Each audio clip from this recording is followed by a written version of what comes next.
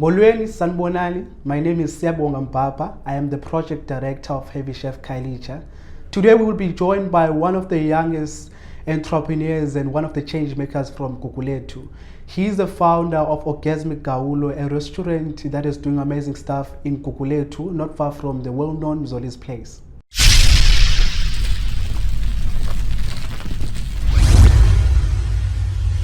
Thulani, welcome to Heavy Chef. I'm inspired by what you do in Gugulethu, and I'm more interested to understand who is Thulani. Thank you so much, by the way, for the welcome. My name is Thulani Mguda. I was born and bred in Cape Town, in the dusty streets of a township called Gugulethu. Growing up as a kid, I grew up in a family of 8. It was me, my mom, my siblings, of which we were 6, and my dad as well. And growing up as a kid, I grew up in a very disadvantaged background, I would say. We were very poor when we grew up. My mom didn't have a job, and my father also didn't have a job. So basically, we were living under the grant money, basically. And the grant money only belonged to my sister. I had a disabled sister, by the way, okay. But she passed on the year 2008. And of course, growing up in the hood, I would say, is one of the biggest wars that you have to face as a child. Because when we are talking about township, we are talking about the space where there's no sort of any inspiration, whereby there are no role models, or I would say there are not enough role models. And you would find that there's only one direction that we go to. In fact, there's 3. It's either we go to jail, it's either we go early in cemetery, or our lives just becomes nothing. So as a kid, I was also inspired by those things, and also by the fact that I had to face the difficulties at home. So now it left me with no choice but to actually adapt to these certain wrong things that in the hood that happened. So as a kid, at some point, I was involved in gangsterism, of which it's one of the worst mistakes that I've ever done with my life. Because along the way, I lost a lot of friends, and I lost a lot of friends, I would say. Through gangsterism, yeah, because it was hectic, I would say. It was hectic. A lot of people died within that. And at some point, I was also involved in drugs. Yeah, at some point, I was also involved in drugs. But like everyone, as you know, that when we are born with a purpose. And I would say, to me, at some point, it rang the bell that, is this the kind of life that you want to live? If you know what I'm saying, is this the kind of life that you want to live? And the answer was no, because if I continue this way, then it means the cycle of poverty will never break in my family. Because as far as I'm concerned, no one thinks out of the box, or no one has a solution of making their life better tomorrow. So I had to change the way of thinking, but for unfortunate reason, I dropped out early in high school. So when I decided to change my life, it was not easy to put my CV in, because there wouldn't be any job that would be willing to hire someone that is underqualified. So I thought to myself, the best solution that I can do is actually to venture in entrepreneurship, in business, because I believe with business, as much as education is important, but business is more practical. You started a brand called Orgasmic Gawulo, which is a fine dining restaurant in Gugulethu, and not far from a well-known place called Mzoli's. So what inspired you to start the restaurant from like humble beginnings, and also being involved in gangsterism? So what inspired you to start this restaurant? What inspired me and my business partner, by the way, I'm the co-founder of the restaurant. I have a business partner, his name is Tumi, Mayenge. Yeah, big up to him. And what inspired us actually to start the business was both the love and struggle of our people. By saying the struggle of our people, we realized that there are a lot of people that are unemployed, and majority of those people are youngsters, are actually people that are supposed to be the future of the township, of our community. So we thought, if there's this kind of struggle, then one way or other we need to tap in and close the gap. And by saying the love, I mean by having these people working in our establishment, they are able to put bread on the table. And the idea behind the brand, the vision in fact behind the brand, is actually to change the perception of food in the industry and also in the township, the way people perceive food. And it's not just to change that, but to infuse the Kasi lifestyle that we are normally exposed to with the 5-star dining experience that you normally get in the pubs. So it's basically building a convenient bridge for our people, taking what we normally go out and spend it outside and put it back in our township. So what you're trying to say is that you wanted to create employment, at the same time also introduce a different culture of food, because I'm aware growing up in Kasi, what we usually eat is we go to chisanyama, we eat amagwinya, but you wanted to bring something that is different and also to employ more people. Sure. So as a business, how are you guys are doing? Is the business growing? Do you have employees? And how's the business doing? So far so good, I would say, man, because when we're looking back on the year 2017, on the 16th of October when we started, there's a lot of difference. There's a lot of difference. We have grown in terms of numbers, the walk-ins that are coming, and we have grown in terms of social media followers on our Instagram, on our Facebook page as well. And I believe that the concept now, our people are starting to get used to it, if you understand what I'm saying. So, of course, there are a lot of challenges that we are facing, but like any businessman, you have to build strategies around them and make sure that you survive, and you not survive, but you keep afloat and keep going. So I'm aware the business is different, and most people from the township, they buy amagwinya, we eat chisanyama, and you decided to come up with something different because you wanted to bring a new culture in the township. And are you getting a lot of support from the locals, or are you getting the support from the tourists? Who are your clients? Our clients, I would say we are actually dealing with both of worlds, tourists and the locals as well. But just to specify, our clients, it's people that are educated about food, and not only those, but people that want to be educated about food.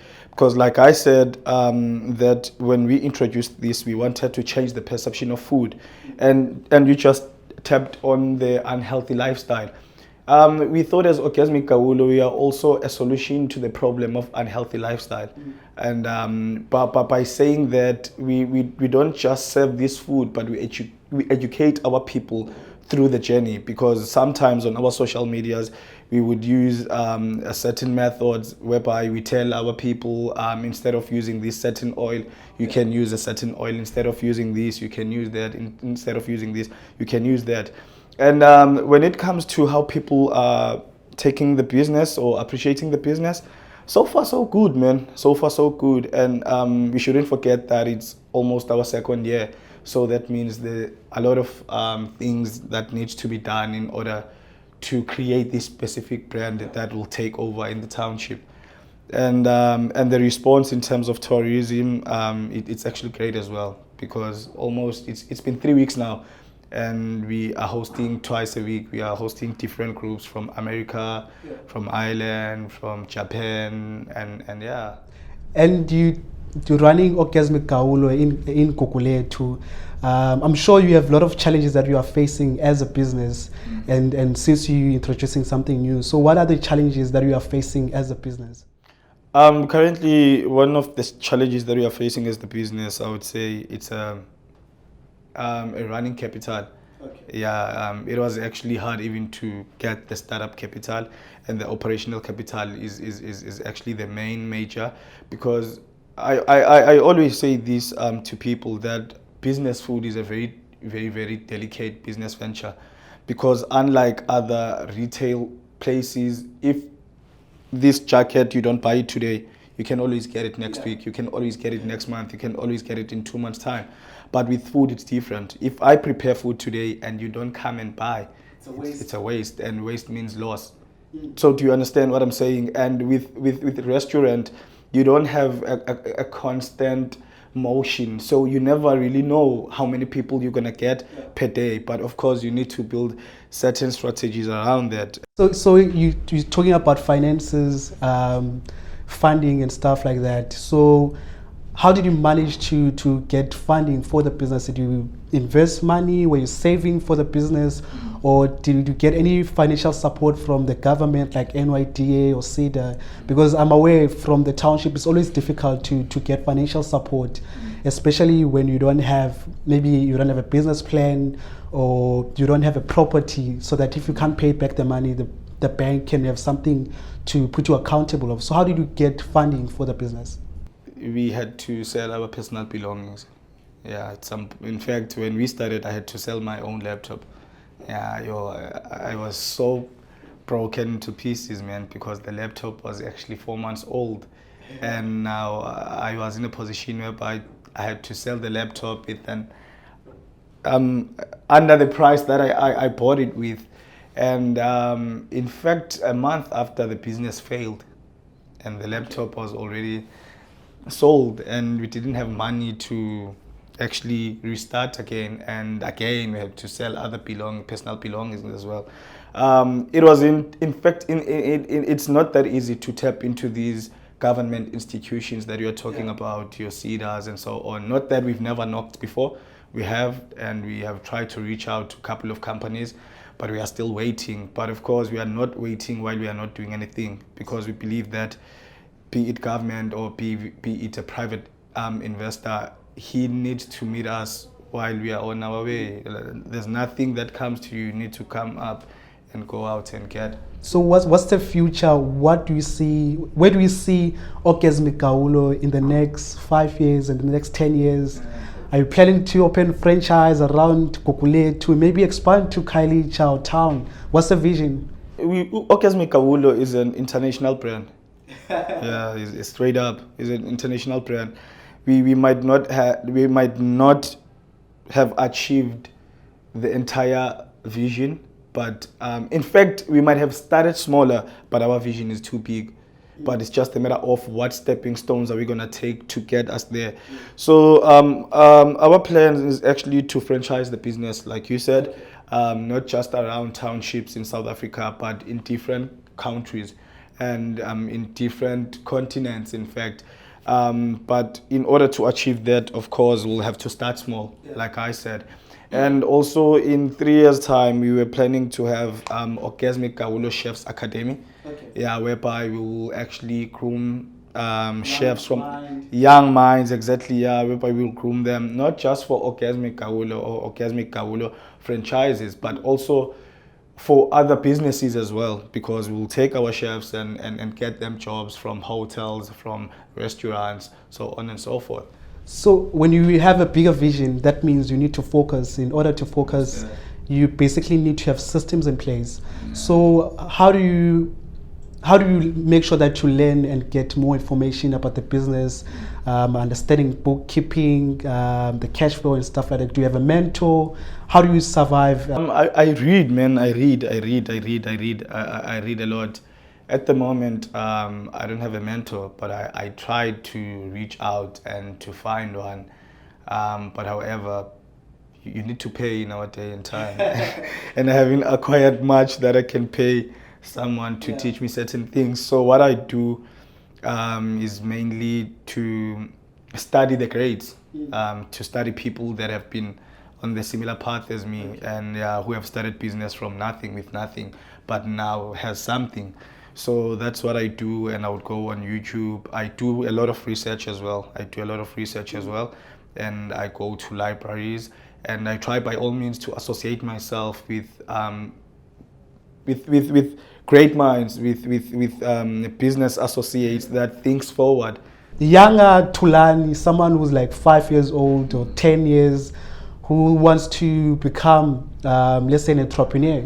Because as you've said when in the beginning, that growing up in the township, there was no role models, which led you to to be involved in terms of drugs, and have like people who were not on the same thing as you. So what can you say to motivate the next generation or the younger people? I would say don't let people, or don't let any system to define what the world is. Instead, take it as what it is, and they need to change their mindset. Just because we are born in the township doesn't mean we can't grow. Yeah, just because we are born in the township doesn't mean we can't dream. And they need to distinguish what's wrong from right, and from an early age they need to build the certain systems whereby they read. I always encouraging reading, because it's actually reading that changed my mind. It was actually reading that changed my mind. And also to associate themselves with positive things instead of negative things, because they have seen those who were before them. If you take this routine, this is where you end. And if you take this one, this is where you end. So by all means, their thoughts need to be positive, and they just need to look forward.